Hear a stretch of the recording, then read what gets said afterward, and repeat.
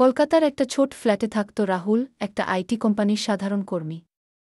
সকালে অফিস যাওয়ার পথে তার ফোন বেজে উঠল, একটা অচেনা নম্বর থেকে লোনের অফার। আরে আবার এই স্ক্যাম, রাহুল মনে মনে গজগজ করল। সেই রাতে টিভিতে খবর দেখে সে অবাক।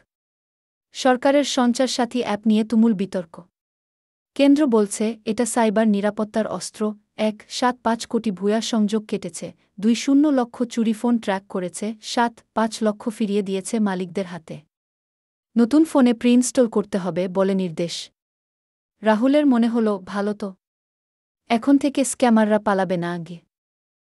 কিন্তু পরের দিন অফিসে বন্ধু মিতু বলল, পাগল হয়েছিস? এটা স্পাই অ্যাপ, পেগাসাসের মতো নজরদারি। তোর কথা, লোকেশন সব ট্র্যাক করবে সরকার।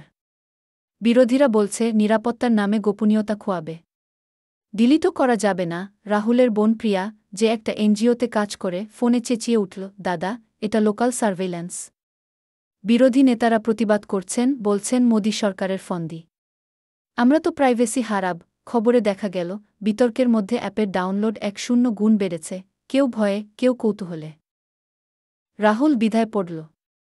সে অ্যাপ ডাউনলোড করল। পরের সপ্তাহে তার ফোন থেকে একটা স্ক্যাম কল এসে গেল, কিন্তু অ্যাপের অ্যালার্টে সে বাঁচল। দেখ, এটা সত্যি সাহায্য করে, সে বোনকে বলল।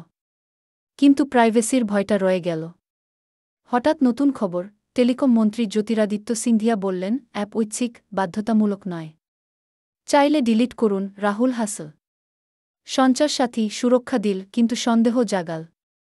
জীবনের মতো এটাও দ্বিমুখী তলোয়ার।